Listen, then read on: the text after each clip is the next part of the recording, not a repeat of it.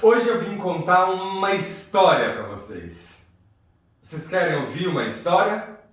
Eu quero contar uma história, porque quem conta seus males espanta. Mas eu não tenho uma história. Eu preciso de uma história. Alguém aí tem uma história para me sugerir? Alguém falou alguma coisa? Não tô entendendo, gente. Eu vou ter que dar outro jeito. E se eu tocar para ver se no ar surge alguma história? Eu acho que é uma boa ideia. Vocês tocam comigo? Todo mundo pega a sua flauta. Para quem não tem flauta, usa essa flauta. Vamos lá.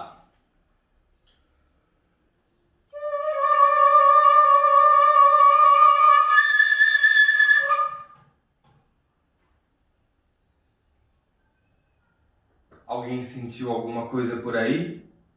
Aqui eu não senti nada. Bom, vamos tentar mais uma vez.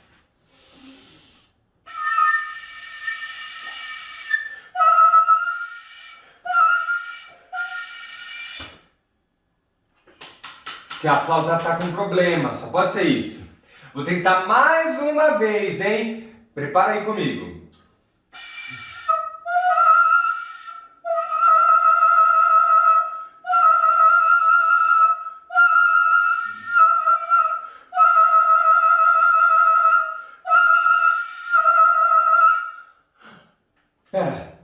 Pera. Tá vindo alguma coisa? Me veio uma história de um moço chamado P.R. Sarkar. Prabhat Ranjan Sarkar. Mas esse nome é muito diferente, não é? Sim. Por quê? Porque esse autor é um autor indiano. Ele nasceu na Índia há muitos anos atrás.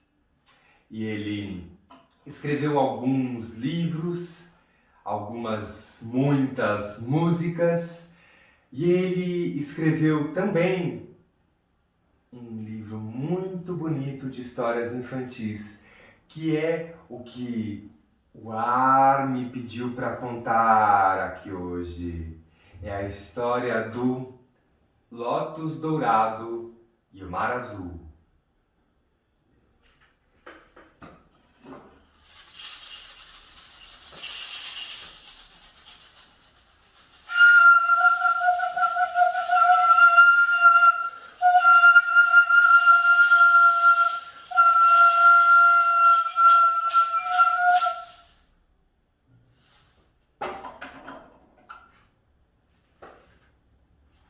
Há muito tempo atrás, ou num futuro muito distante, havia o Reino da Luz. O Reino da Luz era um lugar muito bonito, onde as crianças brincavam na beira do mar. Mas as crianças, elas estavam também muito tristes, porque ali não havia nenhuma flor. O mar azul é muito pobre, não tem lírio nem lótus, disse as crianças. Até que o rei soube dessa insatisfação dela e ordenou que procurassem em todo o reino do mar azul. Será que não existia nem mesmo um único lótus? Disse o rei. Então, os homens do palácio saíram à procura. E procuraram. E procuraram. E procuraram. E procuraram. Muito tempo depois, eles encontraram algo. Nós vimos um lótus, mas a gente nunca o viu plenamente desabrochado. À medida que se aproxima a noite de lua cheia, ele cresce cada vez mais. Mas na noite de lua cheia, quando é mais provável que ele esteja em seu tamanho completo, alguém vem furtivamente e o rouba. Mas, majestade, todo o nosso esforço de pegar esse ladrão tem sido inútil. O rei disse: eu entendo. E declarou: aquele que conseguir pegar esse ladrão terá o meu reino. Era esse Lotus que eles queriam encontrar. Então, o príncipe mais velho, com medo de perder a hereditariedade do reino, disse: eu vou pegar o ladrão do Lótus dourado. E o rei respondeu: bem, mostra do que você é capaz. Então, o príncipe primogênito partiu na sua viagem. Ele entrou em caravelas grandes, com todos os súditos do palácio.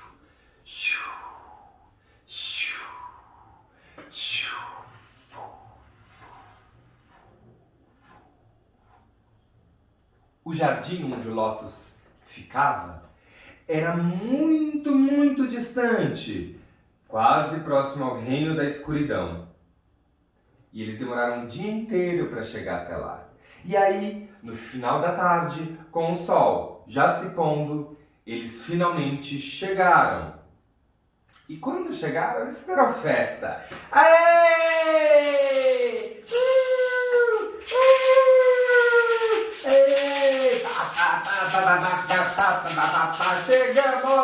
Chegamos no jardim do Mar do Lótus. Chegamos no jardim do Mar do Lótus. Chegamos no jardim do Mar do Lótus. Eles dormiram. Mas, no meio da madrugada, o príncipe sentiu um vento. Era o bater de asas de uma fada. E ela foi lá, até o Lótus dourado, pegou ele e saiu correndo. Os barcos tentaram acompanhar, mas não conseguiram. Afinal, ela voava. E caravela não voa, não é mesmo?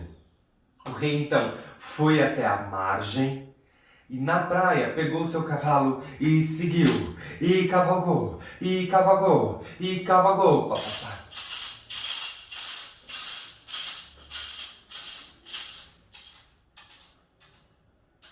ele cavalgou tanto tempo que uma hora ele e o cavalo cansaram. Ele então decidiu repousar ali numa árvore que ele encontrou. E surgiu então um camponês. Ó príncipe, o seu cavalo não pode voar. Você precisa de um cavalo pavão para voar no céu, assim como o navio pavão navega na água. Onde pode ser encontrado tal cavalo? Perguntou o príncipe. O fazendeiro respondeu: faça seu cavalo galopar em linha reta para o norte. Quando você alcançar um edifício de 60 andares, com uma cúpula dourada, saberá que chegou à capital do reino muito estranho. Esse edifício é o palácio do demônio excêntrico. O príncipe, então, seguiu seu caminho, montou no cavalo e foi. Numa parte do caminho, ele encontrou um homem com muita fome. O homem disse assim: ó príncipe, eu tô quase morrendo de inanição. Por favor, dê-me alguma comida, então eu vou recuperar as minhas forças e o servirei como criado na sua casa. O príncipe achou que o seu prestígio estaria em risco se falasse com semelhante pessoa, então ele nem olhou para o homem morto de fome e seguiu seu caminho. Logo em seguida, ele encontrou um homem com um papel na mão, na beira da estrada, que disse assim: ó príncipe, por favor, poderia ler esse papel para mim? Eu sou analfabeto, eu não sei nem ler nem escrever. O príncipe pensou: não é apropriado para mim falar com essa gente ignorante. Pensando assim, continuou a galopar, sem hesitação. Um pouco mais adiante, viu um homem muito doente, um leproso, jogado na beira da estrada, sangrando pelas feridas, coitado. O leproso chorava de dor e gemia e falou assim: não há ninguém para pôr remédio em minhas chagas. Mas o príncipe seguiu adiante seu cavalo, desviando a cabeça para não olhar para aquela medonha visão. E seguiu cavalgando. Ele, então, quando era já noite, chegou no palácio do reino muito estranho. Ele pediu para falar com um demônio muito excêntrico, dono do cavalo pavão. O demônio respondeu assim para ele: eu posso dar o cavalo a você, mas com uma condição. Você deve saber que somente quem consegue segurar as rédeas pode controlar um cavalo. Então, se você puder me trazer o cavalo de volta após cuidar dele por 4 dias, ele será seu definitivamente. Mas se você não conseguir controlá-lo, isso é, se ele fugir de você, então você será meu escravo para sempre. O príncipe não tinha outra escolha, então aceitou se submeter a essa condição. No dia seguinte, ele pegou o cavalo pavão e começou a voar com o cavalo em busca dessa fada. Mas no meio disso, começou uma tempestade com muitos raios, trovões. Era tanta chuva, que caía até pedra de gelo do céu. O que aconteceu? Vocês já podem imaginar. O cavalo saiu voando e o príncipe se viu lá, no chão, sem entender nada do que estava acontecendo. Aí ele percebeu que estava sozinho e o cavalo tinha desaparecido. Não restou outra escolha a não ser voltar lá para o reino muito estranho. Ele contou tudo para o demônio muito excêntrico, que respondeu assim: eu compreendo, mas o que interessa é que a partir de agora você não é mais meu ilustre hóspede, mas sim meu escravo para sempre. Então o príncipe passou a viver uma vida de escravo. Lá no reino da luz, enquanto isso, o rei e a rainha estavam muito tristes. A rainha já não conseguia mais conversar com as pessoas. O rei não conseguia comer, não conseguia governar direito, porque eles sentiam muita falta do filho deles. O príncipe, o segundo príncipe, resolveu ajudar. Falou: ó pai, por favor, me dê sua permissão. Deixe-me tentar também. E a rainha gritou bem alto: eu nunca mais vou cometer o mesmo erro. Não permitirei que nenhum outro filho meu vá caçar o ladrão de flores. Mas ele insistiu. E eles aceitaram. Ele colocou a melhor roupa dele e saiu. Aconteceu a mesma coisa. Eles estavam lá no jardim, a fada chegou, pegou o lótus, ele foi até a praia, subiu no cavalo e seguiu. Até que ele encontrou o camponês, que falou para ele: olha, segue reto, vai lá na frente que você vai ver o reino muito estranho. Lá você vai encontrar o demônio excêntrico e você pede o cavalo pavão para ele. No caminho, ele encontrou o homem faminto, ele encontrou o leproso e o analfabeto. Vocês acham que ele olhou para eles? Que ele ajudou? O segundo príncipe também passou reto, sem nem olhar, sem nem responder. E quando chegou lá, no reino muito estranho, pediu o cavalo pavão voador para o demônio excêntrico, que fez a mesma condição. Olha, eu te dou o cavalo pavão, mas só se você conseguir controlar ele, senão você vira meu escravo. Ele, não tendo o que fazer, aceitou. E no dia seguinte, montou no cavalo pavão e foi atrás da fada.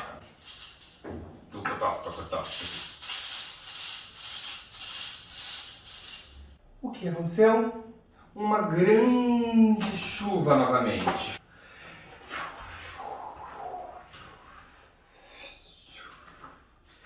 Ele então caiu do cavalo pavão. Voltou lá pro reino e falou: olha, eu não consegui, o cavalo escapou e eu tô aqui e tal. Não tem outro jeito, você vai virar o escravo do demônio excêntrico. Lá no reino, voltando para o reino, estava todo mundo ainda mais triste porque 2 príncipes haviam sumido, simplesmente sumido. Ninguém sabia onde eles estavam, ninguém sabia o que estava acontecendo. Mas aí, o príncipe mais novo falou assim: peço-lhes que não tentem me impedir. Abençoem-me para que eu possa trazer de volta meus irmãos mais velhos em boa saúde. O rei e a rainha não tentaram impedir ele, porque eles sentiam que agora ia ser diferente. O terceiro príncipe não queria o Lótus, não queria pegar o ladrão. O terceiro príncipe queria trazê-los de volta. Então, ele fez o mesmo percurso, mas dessa vez ele não quis criar nenhum alarde, então ele foi sozinho, numa canoa pequenininha. Lá chegando no jardim do Lótus, ele esperou. E quando menos ele viu, à meia-noite, a fada chegou e pegou o Lótus dourado. Ele foi para a margem, na praia, pegou o seu cavalo e saiu galopando. Até que ele encontrou o mesmo camponês que havia ajudado os outros 2 príncipes. Tudo isso que a gente já sabe. Quando então ele passou pelo homem muito faminto, ele então disse assim, o príncipe: amigo, você está em dificuldade? Por favor, diga-me o que posso fazer por você. Sem esperar por resposta, disse o príncipe: é claro, pela sua aparência, que você tem muita fome. Por favor, coma alguma coisa antes de responder a minha pergunta. Então o príncipe tirou pão e manteiga da sua bolsa que ele havia preparado para a viagem e deu um leite do seu cantil para esse homem. Depois de o homem acabar de comer, os olhos do homem estavam cheios de lágrimas. Ele disse: eu só tenho uma coisa a dizer, príncipe. Eu estava faminto, então eu esperava por comida. Agora eu entendo que Deus o dotou de um espírito cheio de amor pela humanidade. Então Deus enviou-me comida por intermédio das suas mãos. Príncipe, você realmente me ama. Por favor, guarde essa haste de arroz com você. Se você quiser se lembrar de mim, bata com essa haste no chão, que eu vou aparecer no mesmo instante.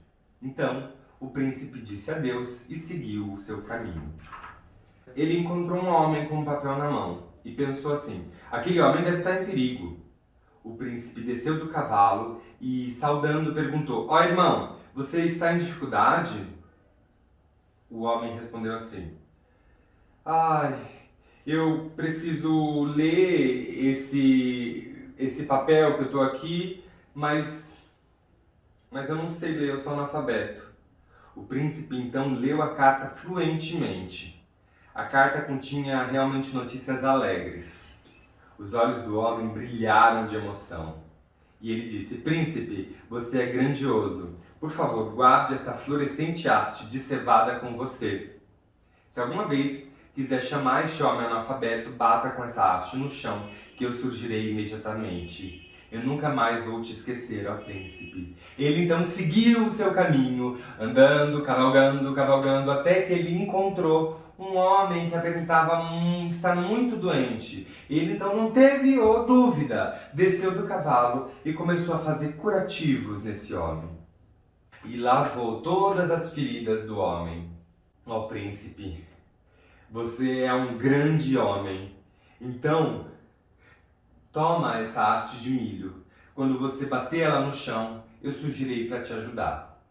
O príncipe então guardou a haste de milho e seguiu sua caminhada, até chegar lá no palácio do demônio excêntrico. Ele conversou com o demônio excêntrico, que fez a mesma oferta que para os irmãos. Ele não teve outra escolha e no dia seguinte saiu com o cavalo pavão.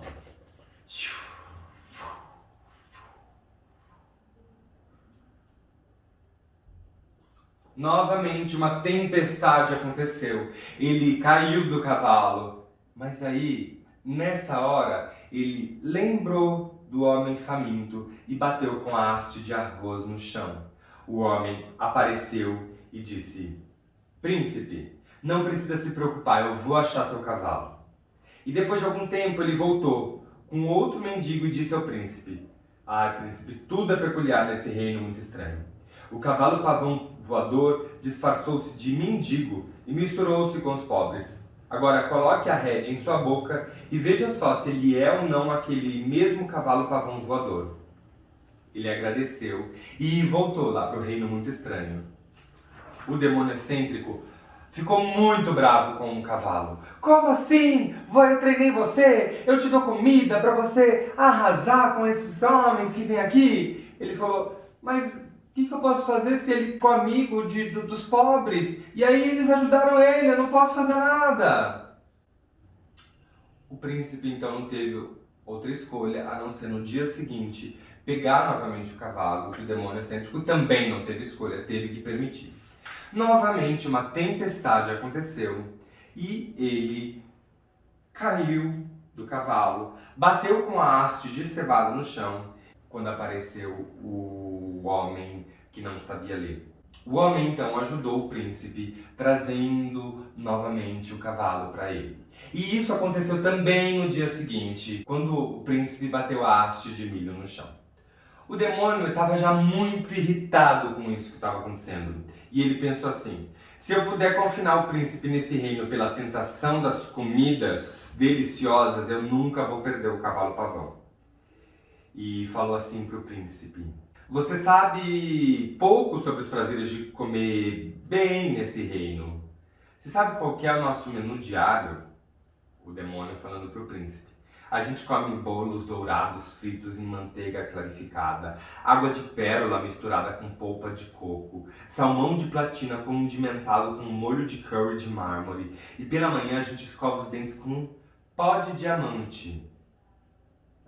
O príncipe perguntou, todos têm esse tratamento aqui? O demônio disse, esse tratamento é apenas para nós, isso é, para os que são instruídos, intelectuais, ricos, de altas classes e aristocratas.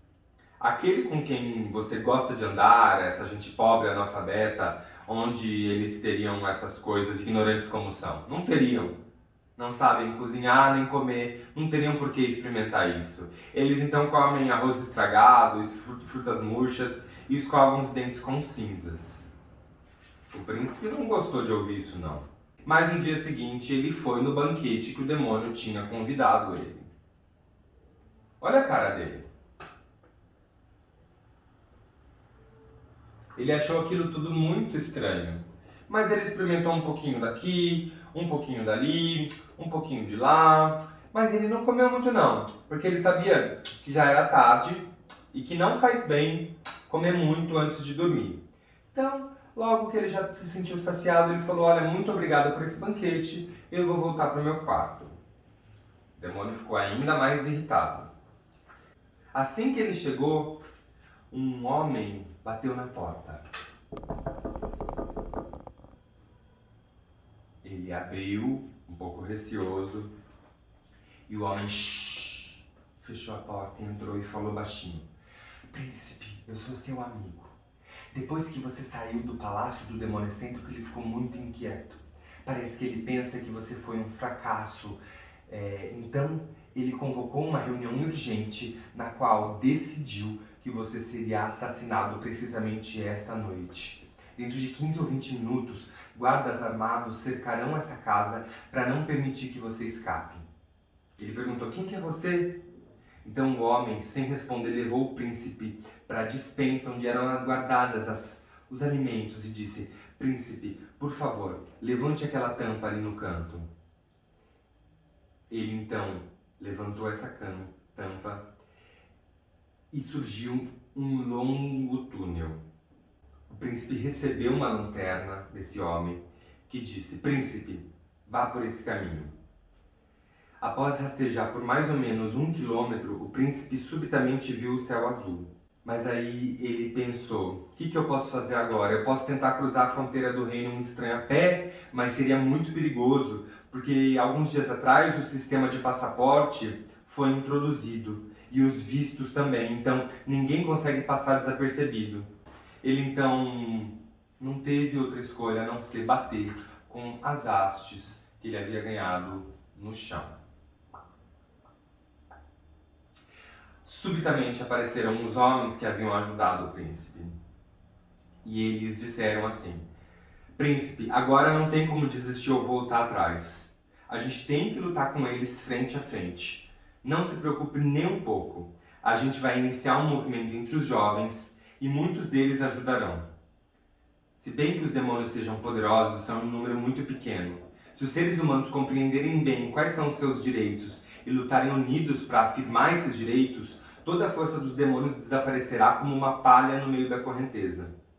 Eles então seguiram, foram para os seus vilarejos e falaram: Acordem, irmãos e irmãs. Hoje vocês terão de despertar e se erguer contra a tirania dos demônios. Vocês terão de estar unidos para lutar contra eles. Mensagens ocas pela paz nada significarão nesse dia.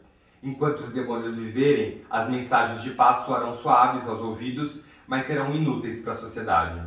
As forças destruidoras espalham veneno em todas as direções. As doutrinas suaves pelas paz foram ridicularizadas. Os imensos desperdícios dos vilões são um capítulo vergonhoso na história da humanidade.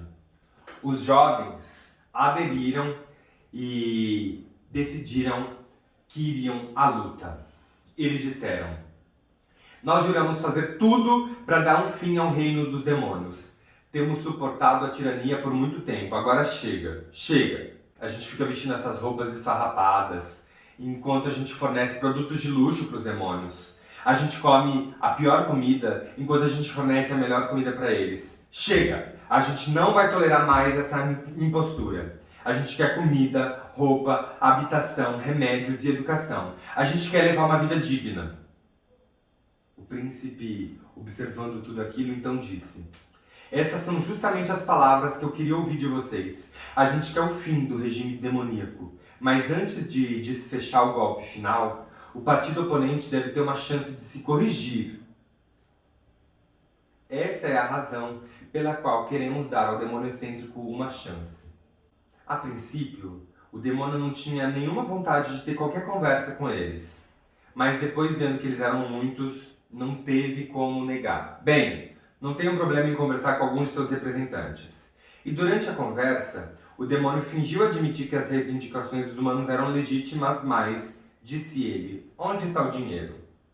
Para reconstruir o Estado, disse, despesas devem ser cortadas, exportações devem ser aumentadas e importações reduzidas. E é necessário acelerar a produção de produtos agrícolas e industriais. Se as pessoas hoje estão ocupadas com reivindicações sem importância, como reconstruir o reino muito estranho? Então o povo deveria hoje levantar uma única bandeira: trabalho, mais trabalho e ainda mais trabalho. Pedidos de moradia, educação, tratamento médico, já ouvimos bastante suas lamentações. Agora aconselho a vocês, esqueçam, por enquanto, suas reivindicações por salários muito altos, educação, tratamento médico, melhores residências, e vão trabalhar duramente. Os representantes humanos disseram: maravilhoso, mas então perguntamos, se você não reconhece nosso direito de viver, como podemos trabalhar arduamente? As negociações se interromperam naquele momento. Os demônios e seus sócios tentaram criar divisões na juventude. Eles então convocaram os líderes religiosos, os sábios, os padres, e disseram assim: vocês estão vendo o que acontece? A religião está ficando corrompida, tudo está degradado, daqui a pouco essa juventude ignorante vai dizer: esses sábios, esses padres são parasitas da sociedade, que sugam a energia vital das pessoas, tirando proveito de sua falta de consciência. O demônio disse isso. Então, um grupo de padres, sábios, declararam assim: o que as pessoas estão dizendo é pura injustiça. O povo passa fome por causa de seus próprios pecados cometidos em vidas passadas. Portanto, lutar pelo reconhecimento de seus direitos é tentar sobrepor-se a Deus. Mas havia entre eles algumas pessoas boas, é claro, que disseram: o que o grupo do príncipe, os seres humanos, diz está certo. Apoiá-los é o correto. Os ministros e secretários ofereceram a esses homens altos cargos. Alguns caíram nessa armadilha, mas a maioria disse: não, a gente não vai ser enganado dessa forma. Por muito tempo a gente foi enganado por conta da nossa idiotice, mas agora chega. O demônio então percebeu que não estava dando certo essa estratégia e ele então contratou alguns homens comuns para tentarem mudar a cabeça das pessoas. Esses homens disseram para os outros, os jovens que estavam lutando, assim: quando uma pessoa tolera a injustiça e torna-se uma pessoa não violenta, uma espécie de poder espiritual desperta nela. E como resultado desse poder espiritual, a paz e a igualdade prevalecerão por todo o país. Então vocês deveriam engajar-se na prática da purificação em vez de recorrer à luta. Mas os humanos não deram ouvidos a esses homens e continuaram a sua luta. O demônio já não sabia o que fazer, até então que não teve como evitar. Os jovens se prepararam para as lutas, gritando slogans assim: direitos iguais para toda a humanidade, uma só nação para todas as pessoas, não aceitamos mais a tirania, abaixo a hipocrisia disfarçada das reformas, povos do mundo, univos! E a guerra então começou, uma luta dos dois lados.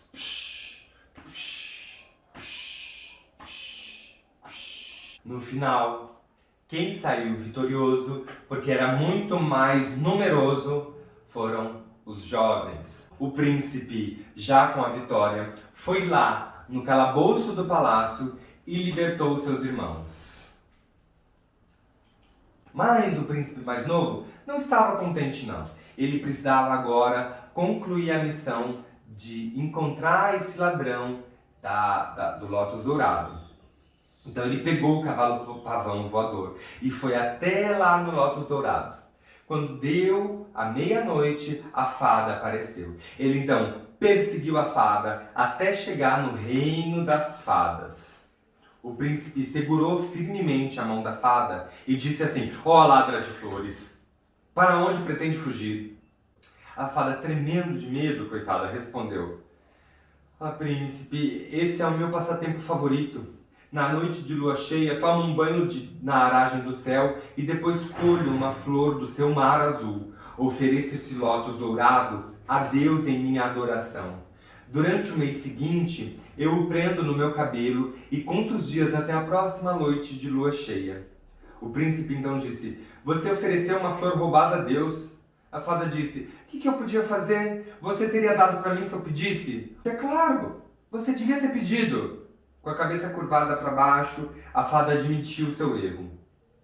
O príncipe então disse: por favor, venha comigo ao nosso país, o Reino da Luz. Venha no meu cavalo pavão. E eles foram do Reino das Fadas até o Reino da Luz.